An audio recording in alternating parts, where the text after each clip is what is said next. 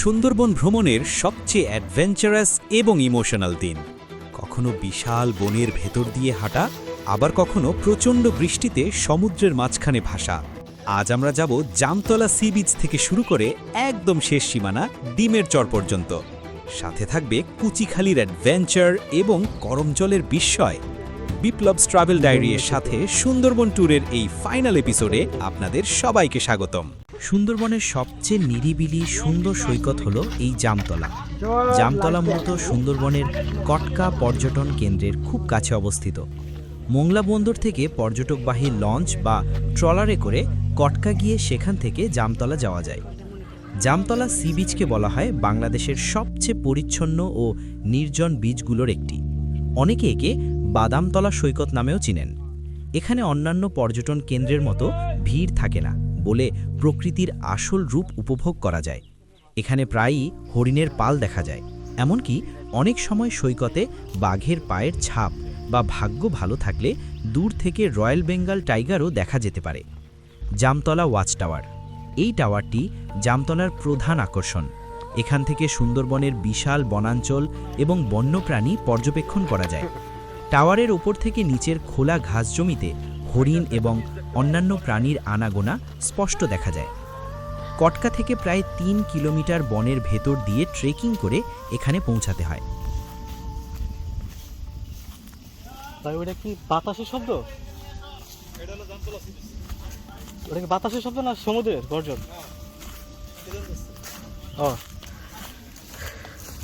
কটকা থেকে জামতলা পর্যন্ত যাওয়ার পথটি পর্যটকদের জন্য বেশ রোমাঞ্চকর।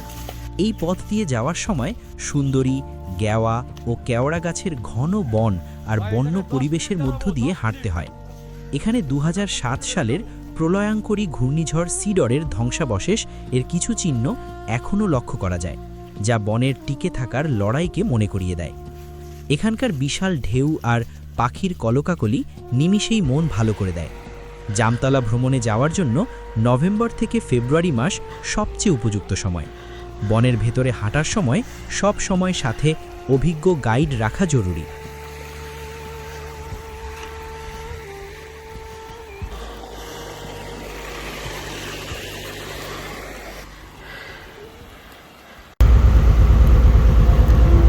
এই ছোট খালটির নাম হচ্ছে ছিটা কটকা। এটা হয়ে আমার আছে ডিমের চর। জামতলা ঘোরা শেষ করে আমরা জাহাজে উঠে পড়লাম। উদ্দেশ্য ডিমের চর আর পাখির চর। ডিমের চর সুন্দরবনের একদম দক্ষিণে অবস্থিত একটি ছোট দ্বীপ, যা দেখতে অনেকটা পাখির ডিমের মতো আকৃতি হওয়ায় এর নাম ডিমের চর রাখা হয়েছে। আবার অনেকের মতে এখানে বিভিন্ন প্রজাতির পাখি ডিম পাড়তে আসে বলে একে এই নামে ডাকা হয়। আমরা কুচিখালির কাছাকাছি চলে আসছি। এখান থেকে কুয়াকাটাও বেশি দূরে না, মাত্র 2 ঘন্টার যাত্রা।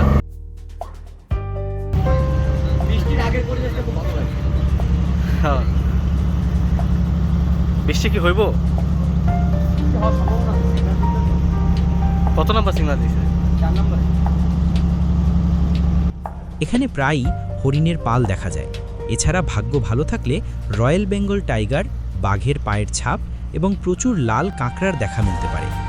ডিমের চর সুন্দরবনের শরণখোলা রেঞ্জের কচিখালি অভয়ারণ্যের আওতাধীন বঙ্গোপসাগরের মোহনায় জেগে ওঠা একটি ছোট চর। আর এর পাশেই রয়েছে পাখির চর, যেখানে হাজার হাজার পাখির আনাগোনা থাকে, যা অনেক সময় পাখির খাল নামেও পরিচিত। পর্যটকদের জন্য অত্যন্ত আকর্ষণীয় দুটি স্থান। এখানে শীতকালে প্রচুর পরিমাণে জলচর পাখি দেখা যায়।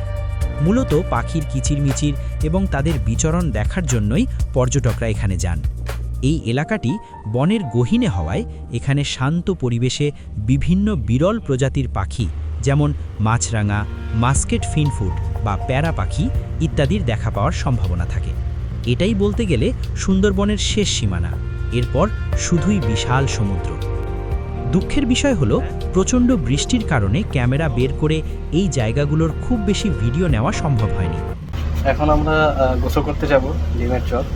তো এখানে ক্যামেরা, ওখানে যেহেতু বাইরে অনেক বৃষ্টি পড়তেছে, মোবাইলটা নিয়ে যেতে পারছি না, দেখাতে পারছি না। তো এখান থেকেই আপাতত চলে যাচ্ছি আমরা। কিন্তু বৃষ্টিতে ভিজে সমুদ্রের নোনা পানিতে আমরা যে গোসলটা দিলাম, সে এক অন্যরকম অনুভূতি। যা ভাষায় প্রকাশ করার মতো নয়। ডিমের চরে গোসল সেরে আমরা গেলাম পাখির চরে। এরপর দুপুরের খাবারের জন্য আমরা জাহাজে ফিরে এলাম। দুপুরের খাবার দাবার এবং হালকা বিশ্রামের পর আমরা আবার রেডি হলাম আমাদের পরবর্তী গন্তব্য কচিখালী অভয়ারণ্যের জন্য। নৌকায় করে শান্ত ছোট খালগুলো দিয়ে ঘোরার সময় নানা প্রজাতির পাখি দেখা যায়। কটকা নদীর মোহনায় ও খালের জলে কুমির, শুশুক এবং ডলফিনের খেলা দেখা যায়। কচিখালী হল সুন্দরবনের ইস্ট ওয়াইল্ড লাইফ স্যাংচুয়ারি বা পূর্ব বন্যপ্রাণী অভয়ারণ্য। বন, পাহাড় আর সমুদ্রের এক অদ্ভুত মেলবন্ধন রয়েছে এখানে। সুন্দরবনের শরণখোলা রেঞ্জে অবস্থিত কচিখালী অভয়ারণ্য পর্যটকদের কাছে টাইগার পয়েন্ট নামে পরিচিত। বন্যপ্রাণের বৈচিত্র্য এবং নির্জন প্রাকৃতিক সৌন্দর্যের জন্য এটি সুন্দরবনের অন্যতম রোমাঞ্চকর স্পট। এখানে বাঘের অবাধ বিচরণ থাকায় একে টাইগার পয়েন্ট বলা হয়। এখানে শন কাটার জন্য, শনবনের নাম তো শুনছেন, শন কাটার জন্য একটা টাইমে পারমিশন দেওয়া হয়। যখন শনগুলো অনেক বড় হয়ে যায়, বছরে একটা সময় পারমিশন দেওয়া হয় শন গাছ। এই শনবন কাটতে মানে যারা আসে তাদের হাঁটাহাঁটি করতে করতে এরকম একটা পথ তৈরি হয়ে গেছে। বাট সামনে যাওয়ার পরে একটু আমরা ওপেন ফিল্ড পাবো, যেরকম আমরা জামতলা বিচে এরকম ওপেন ফিল্ড পেয়েছিলাম। বিচে যাওয়ার পথে যে মাঠটা ছিল, বেসিক্যালি সুন্দরবনের এইরকম যে ওপেন গ্রিন গ্রাসল্যান্ড যেগুলো আছে এগুলোকে বলা হচ্ছে পকেট। মানে এগুলো তৃণভোজী প্রাণী যারা আছে তাদের বিচরণ ক্ষেত্র, পাশাপাশি হচ্ছে হান্টিং জোন। কারণ শ্বাসমূলের ভিতর তো হান্টিং করা চাপ, অর্থাৎ এইসব জায়গায় হান্টিং করা সহজ। সামনে যাওয়ার পর আমরা টাইগার ফার্ন পাবো। এই টাইগার ফার্নগুলো হচ্ছে সুন্দরবনের যতগুলো গাছ আছে তার মধ্যে মোস্ট ডেঞ্জারাস এই জন্য এর ভিতরে বাঘ লুকায় থাকে। আমার ভিতরে বাঘ যদি বসেও থাকে ও কেমোফ্লেজ হয়ে যাবে, বোঝা যাবে না। মানে ওরা যে আমাকে দেখছে না এরকম কোনো ঠিক আছে। তো আমরা যেটা করব, আমাদের যারা আগে টুরিস্ট যারা আসে তারা কিন্তু অলরেডি পার হয়ে গেছে, আমরা এখন একা আছি। আমি এরকম একাই চাচ্ছিলাম, কারণ মানে গ্রুপের ভিতর থাকতে পারে তখন একটা নেশাকার অবস্থা তৈরি হয়ে যায়। যেটা কিনা আমরা জামতলা অস্টারে যখন বসেছিলাম, আপনারা যখন গেছেন, আমরা অস্টারে মানে যে কদিন বসে খুব ভালো একটা ফিল পেয়েছি এবং আমরা অনেক কিছু দেখতে পেরেছি। বন্যপ্রাণী পানি খেতে আসছে, 3-4 পদে বন্যপ্রাণী আমরা দেখছি। আর একটা গ্রুপ আসার সাথে এখানে কাজকি মাছের বাজার হয়ে গেছে। বনের ভেতরের খোলা ঘাস জমিতে প্রায়ই বাঘের পায়ের ছাপ দেখা যায়। এখানে প্রচুর পরিমাণে চিত্রা হিরণ, বন্য শূকর, বানর, গুইসাপ এবং অজগর দেখা যায়। ওয়াচ টাওয়ার, এখানে একটি 40 ফুট উঁচু ওয়াচ টাওয়ার আছে, যেখান থেকে বনের সবুজের সমারোহ এবং সূর্যাস্ত উপভোগ করা যায়। কানাডিয়ান খোলা বা গ্রাসি মেডো, যা বনের মাঝখানে বিশাল এক ঘাস জমি, যেখানে বিকালবেলা হরিণের পাল ও বন্য শূকর চড়তে আসে। এখানে প্রায়ই বাঘ, হরিণ এবং বুনো শূকরের দেখা পাওয়া যায়। সতর্কতা, বনের ভেতরে ট্রেকিং করার সময় অবশ্যই বন বিভাগের সশস্ত্র রক্ষী এবং অভিজ্ঞ গাইড রাখা জরুরি। আমরা এই অভয়ারণ্যের ভেতর দিয়ে একদম লাইন ধরে সারিবদ্ধভাবে হাঁটছিলাম, কারণ এটাই বনের নিয়ম। বনের গহীনে হাঁটার এই অ্যাডভেঞ্চারটাই অন্যরকম।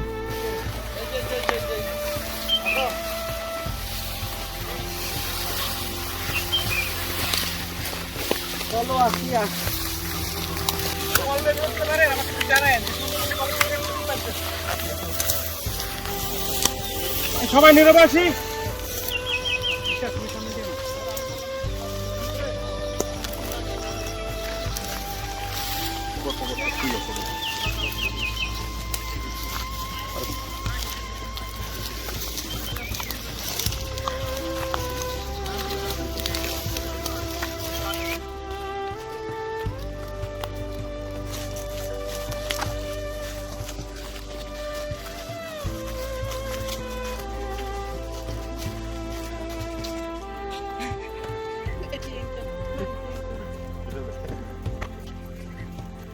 হাঁটতে হাঁটতে আমরা বেশ কিছু বুনো শূকরেরও দেখা পেলাম।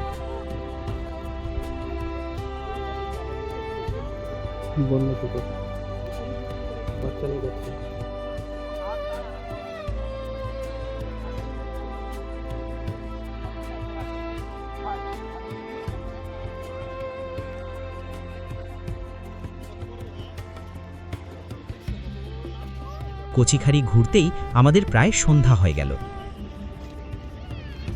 ওইটা হচ্ছে ডিমের চর, যেটা আমরা দুপুরে গিয়েছিলাম। ওর সাইডে হচ্ছে পক্ষীর চর।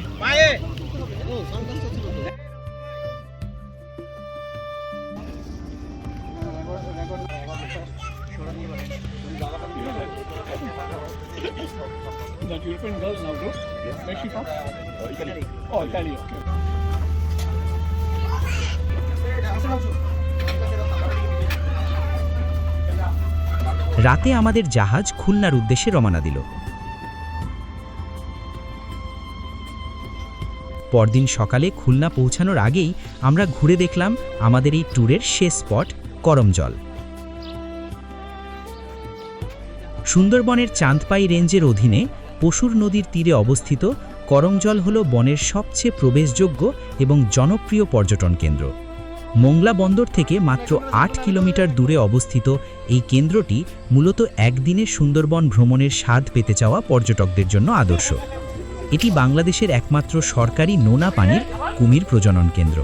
এখানে নোনা পানির কুমির, মায়াবী হরিণ এবং সুন্দরবনের বিভিন্ন উদ্ভিদ সম্পর্কে খুব কাছ থেকে জানা যায়। এখানে বর্তমানে প্রায় 92টি কুমির রয়েছে।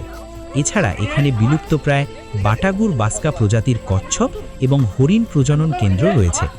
এখানে হরিণ এবং বানরের পাল খুব কাছ থেকে দেখা যায়। অনেক সময় হরিণকে নিজ হাতে খাবারও খাওয়ানো যায়।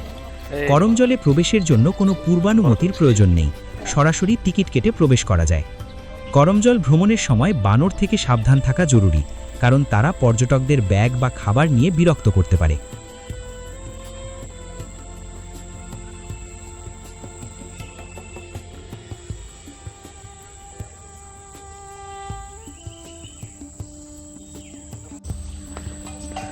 This tree is named Hetal. কোনটা? হেতাল tree. Oh, hetal is like a palm tree. Palm. Yes, this will look like a palm tree. And যাবার উপায়: মোংলা ফেরিঘাট বা পর্যটন ঘাট থেকে ইঞ্জিন চালিত ট্রলার বা স্পিডবোট ভাড়া করে করমজল যাওয়া যায়। ট্রলারে যেতে 1 ঘন্টা থেকে 1.5 ঘন্টা সময় লাগে। একটি ট্রলার রিজার্ভ করতে সাধারণত 800 থেকে 1000 টাকা খরচ হয়, দরদাম সাপেক্ষে। বনের ভেতরে প্রায় আধা কিলোমিটার লম্বা একটা আঁকাবাঁকা কাঠের তৈরি হাঁটার পথ রয়েছে, যা দিয়ে বনের গহীনে নিরাপদে ভ্রমণ করা যায়। এখানকার উডেন ট্রেইল আর কাঠের রাস্তা দিয়ে বনের ভেতর হাঁটার অভিজ্ঞতা দারুণ। বনের মাঝখানে একটি সুউচ্চ ওয়াচ টাওয়ার রয়েছে, যেখান থেকে সুন্দরবনের সবুজের সমারোহ এবং পশুর নদীর সৌন্দর্য উপভোগ করা যায়। করমজল ঘুরে দেখার মাধ্যমেই আমাদের সুন্দরবন ভ্রমণের শেষ স্পটের সমাপ্তি ঘটল। দুপুরের খাওয়া দাওয়া শেষ করে সন্ধ্যায় আমরা খুলনা শহরে পৌঁছে গেলাম। সেখান থেকে রাতের বাসে চড়ে পরদিন সকালে ভোরে সোজা ঢাকা। এই 3 দিনের ট্যুরটি আমার স্মৃতিতে সারা জীবন অম্লান হয়ে থাকবে। বাজেট হিসাব অথবা আনুমানিক ট্যুর প্যাকেজ, বাস ভাড়া এবং অন্যান্য খরচ মিলিয়ে আমাদের মোট খরচ হয়েছে প্রায় 13,200 টাকা, যার মধ্যে ভাগ্যগুণে ট্যুর প্যাকেজ পেয়েছিলাম 11,500 টাকা। যদিও নর্মালি প্যাকেজ প্রাইস সিঙ্গেল পার্সনের জন্য 13,500 টাকা পড়ে, আর বাস ভাড়া ঢাকা থেকে খুলনা আপ ডাউন পড়েছে প্রায় 1,700 টাকা। ভিডিওটি ভালো লাগলে লাইক দেবেন আর বিপ্লবস ট্রাভেল ডায়েরি চ্যানেলটি সাবস্ক্রাইব করতে ভুলবেন না। দেখা হবে পৃথিবীর অন্য কোনো সুন্দর জায়গায় নতুন কোনো ব্লগে। আল্লাহ হাফেজ।